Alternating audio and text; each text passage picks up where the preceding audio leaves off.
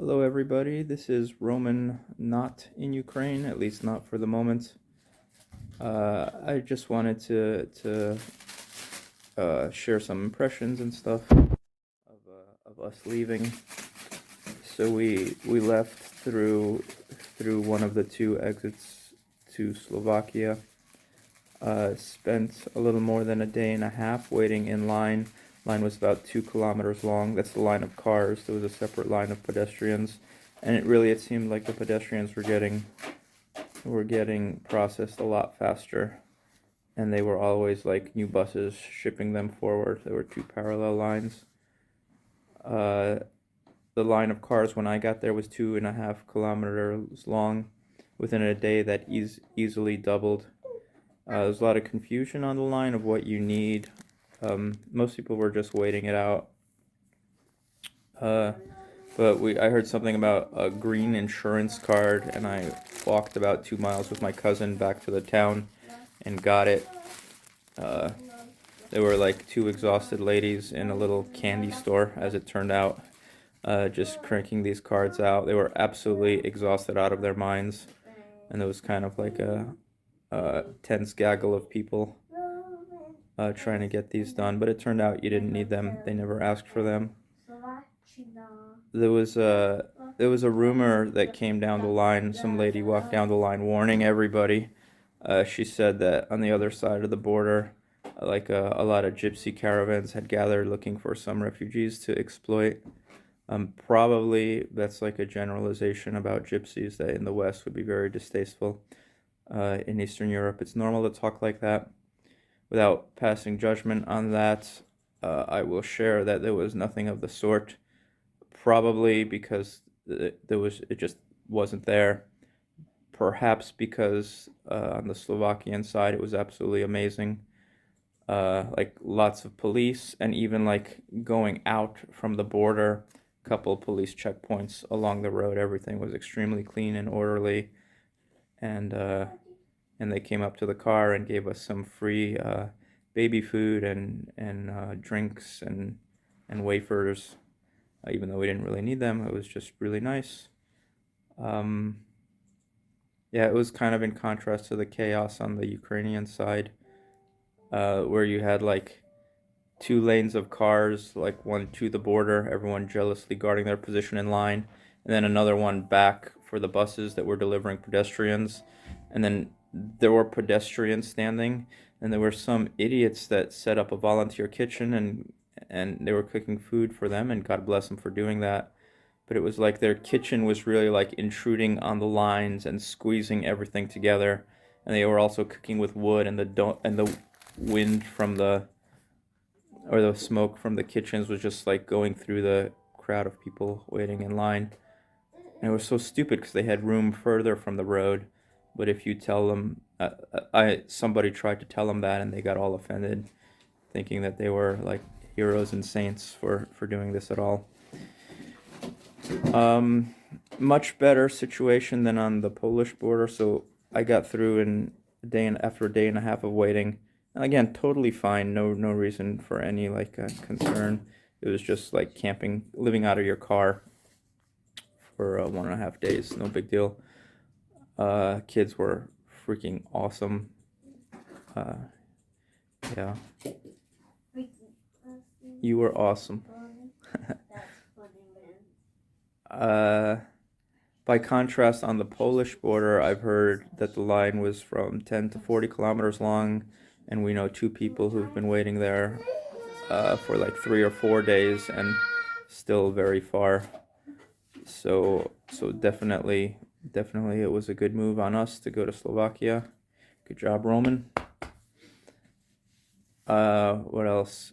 There was one incident on the line where there was a car of it looked like international students, like a gathering from many different parts of the world, and these freaking uh, I knew they were doing this. They got a whole bunch of free food. They cut the line and just like parked on the shoulder, and were just eating the food that was being given away, and just waiting and waiting. And the dynamics of a line are like you have to move up your car like 2 or 3 car lengths at a time, and then you just wait for 20-30 minutes, then you move it again, and then you wait for 20-30 minutes. And sometimes people fall asleep, so a bit of space opens in front of them until someone moves up and knocks on their window. And these guys just saw their opportunity and they took it like a few car lengths behind me. And man, that's just so like so wrong. And apparently they told someone that they were journalists, and then someone would kind of complain to me about it. Journalists. Like, there was a guy with diplomatic plates just waiting in line, just like everyone else. So then later, that was at night, and like everyone was exhausted, and there was no big confrontation. But then in the morning, they like hopscotched over me. They just found a spot, and I kind of lost it, and I was screaming at them at the top of my voice, and they said a whole bunch of things that make sense. They said, no, we're not trying to cross the border, we're just trying to gather information. They said, no, we're not, we're just going to stay in a hotel, then we're coming back to Ukraine, which made no sense at all because you need to cross the border. But they kind of like pulled out of their spot, maybe to appease me, and they just kind of stood on the road like next to their spot. And they said, no, they said, like, they told us to do this, we were already in front, and just a bunch of stuff that just like confused the hell out of me because I thought it was being spoken in good faith.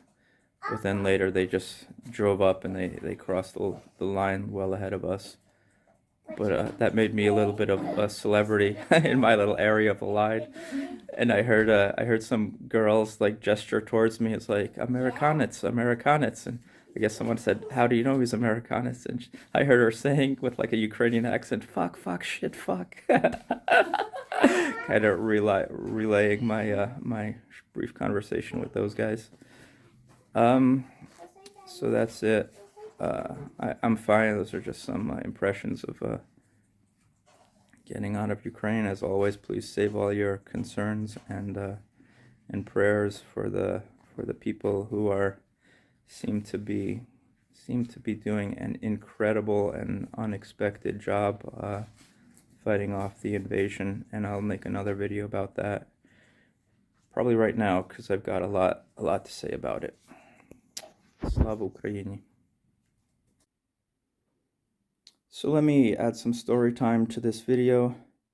While we were online, that's when the worst bombings of Kiev happened.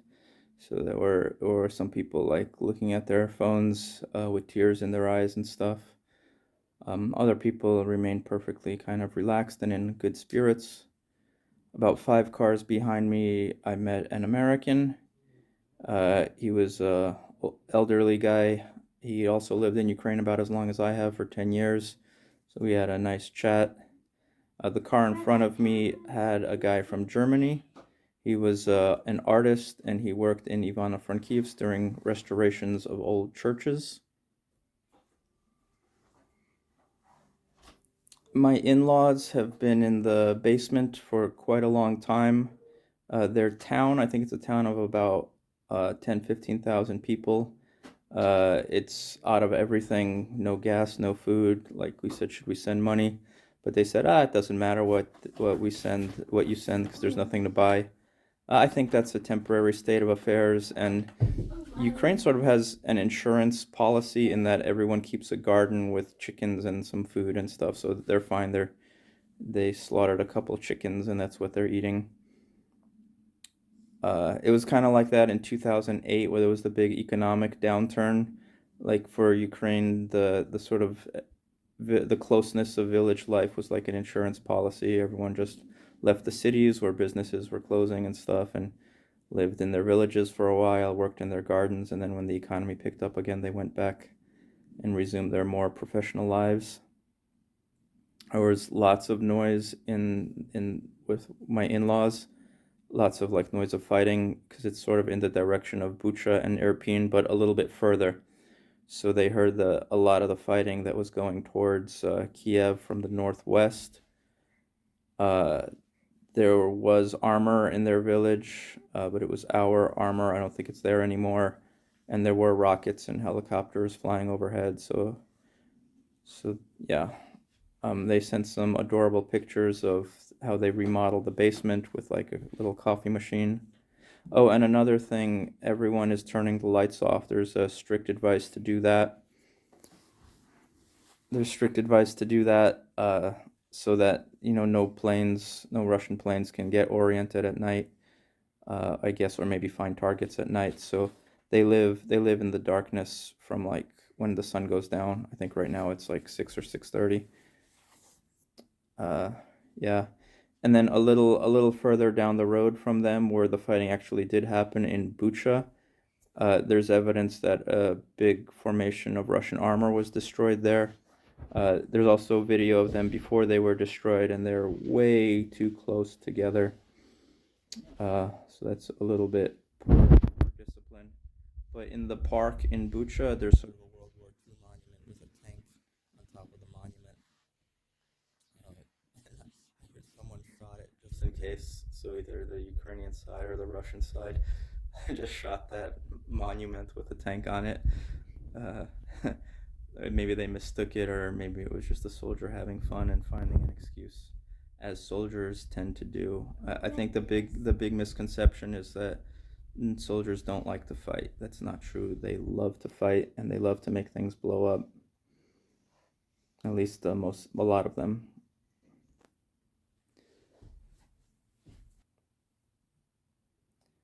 Through friends of friends, friends who have friends in Belarus. It seems like the order to open a new front from Belarus has been given. Um, and But people are resisting, and there's big like fighting in Belarus between the people and the authorities because they don't want to open another front onto into Kiev. But that has happened, and the thinking is that that would come down into western Ukraine. So the names of the cities, if I'm not mistaken, are Volyn, maybe Rivne, and then on down to Lviv, where I lived and where most of my acquaintances are. Um, they would not do well. Like the spirits of Ukraine are so high, everyone's expecting victory, including my wife's parents in that basement. So I kind of have a hard time imagining that that new front will open, and the number of volunteers in Lviv is already enough to fill a whole light infantry division. So it's not going really well. It's not going well from the Russian point of view. Um, so if there's an attack from Belarus, it, I don't think they would do very well. Um, and if there isn't, like that's also a big thing because it would reinvigorate all those uprisings against Lukashenko that we saw and all the repression. So sort of the Russian view of the world, this like authoritarianism and power is like it's really being challenged. Like this is going to shake Russia down to its soul. Also in the village of my relatives, or the town, apparently the locals are organizing into like a territory defense unit with the help of the police. And that's really uplifting because when I'm in these towns where half the people speak Russian and everyone's very closed, like it just like increases like the paranoia. Like you never know like who's a Russian agent, or how they would regard like some American showing up in their town. So it's always a little creepy, and I think that mentality is embodied in the old book about the Soviet Union called The Whisperers, where people spoke really quietly and were afraid to have opinions because even like your kids or your spouse could turn you in to the secret police for having the wrong opinion. So like there's just a little bit of that left over, and like I wasn't sure what to think of this town, um, even though I've only been well received there. I play in their chess club and stuff. Those guys adore me and adore the novelty of having a foreigner come and play chess with them. Uh, So yeah, so this territorial defense unit that self-organized, they already did some work. Apparently, they ran into some saboteurs, a group of 5 saboteurs, and I don't know the details, but all 5 of the saboteurs were killed, and they were shocked to find 2 locals among the 5. So there's that. My wife's family they're also really paranoid that their phone calls are being listened to. So like when they talk, they're really, and that's a real throwback to the Soviet Union, which they knew well. They knew really well. Oh, I could tell stories about that. Um, but yeah, so like when we my wife calls them, they say like they're really careful to try to not say where they are, or sometimes like they hear a click and they're like, "Oh, I think someone's listening." So they end the call really fast. Yeah, so that's really creepy. And there's also this little story which I think is a nice contrast to the more heroic stories which I have a bias for, but it also comes from my wife's family. So there's a family there that managed to get into Poland, so they're safe. And they telephoned my mother-in-law and asked her to go across town to their house and get a bicycle because they'd left a bicycle in the house, and apparently they're worried that it might get looted or something. So my mother-in-law just kind of yelled at them like, "What are you talking about? Go, you're safe, and here we are hiding in our basements. There's tanks in the streets. There's the sound of explosions far away. The hell with your bicycle." Oh, and one more story. The little silver cross that I usually wear on my neck, the clasp looks like it broke, and I guess I lost the cross. I noticed that after I came to the hotel, so my wife said that that's like an omen that it was protecting us, and when we didn't need the protection anymore, it broke away, maybe to go help someone else. So that's another little story.